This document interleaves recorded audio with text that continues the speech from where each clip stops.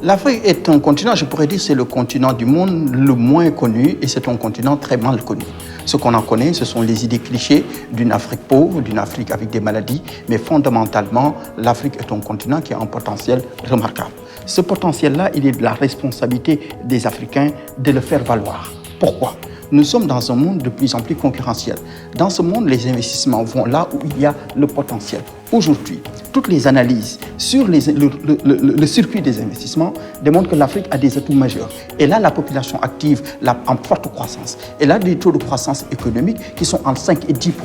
Le continent africain regorge des ressources naturelles dont tout le monde a besoin.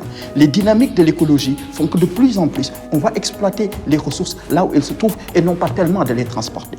Donc l'Afrique a une clientèle, a des besoins en équipement extrêmement importants. D'où la réponse actuelle des investissements des pays émergents et qui est suivie par les pays en développement. Mais fondamentalement, ces gens-là croient dans l'Afrique qui va être le prochain pôle d'investissement, mais en même temps, elle a une insuffisance de connaissances sur l'Afrique, sur ses tendances, sur ses élites, sur ses ressources, sur ses opportunités, sur le profil de ses entrepreneurs. Il est donc de la responsabilité de l'Afrique de tout faire pour faire connaître à ces gens-là ces dynamiques. Et c'est ainsi que l'Afrique peut bien capter ses investissements au plus grand bien de l'Afrique. Sinon, les investissements ils se feront sans le leadership des Africains et ils seront encore en dépendance. C'est très important que l'Afrique se fasse valoir au monde.